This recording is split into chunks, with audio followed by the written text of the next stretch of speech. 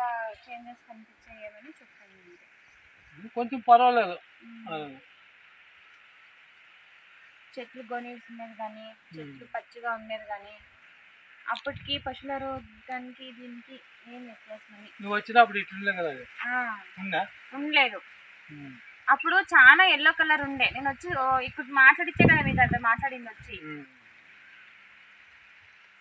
దానికి మంచిగా బాగా వచ్చింది. వాళ్ళు కొని అంది ఆ ఇంట్లో బాగున్నావమ్మ పచ్చిగా మీరు ఎరువు వేసినట్టు మళ్ళీ వాళ్ళు మన్ను అంతా వేసినారు అని చెప్పి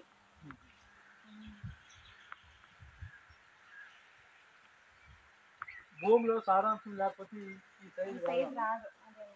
మనం ఎంత ఆర్గానిక్ ఎరువులు వేసినా మన మంచి చేసినా తల్లి పాలు తాగినంత బిడ్డ శ్రేష్టంగా ఉండేది, పోపుడు పాలు రాదు. అది మనం గుర్తించాల్సినది.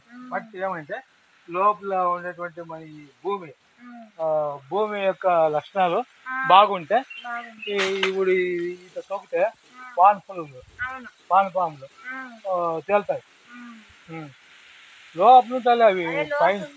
అవి వచ్చేసి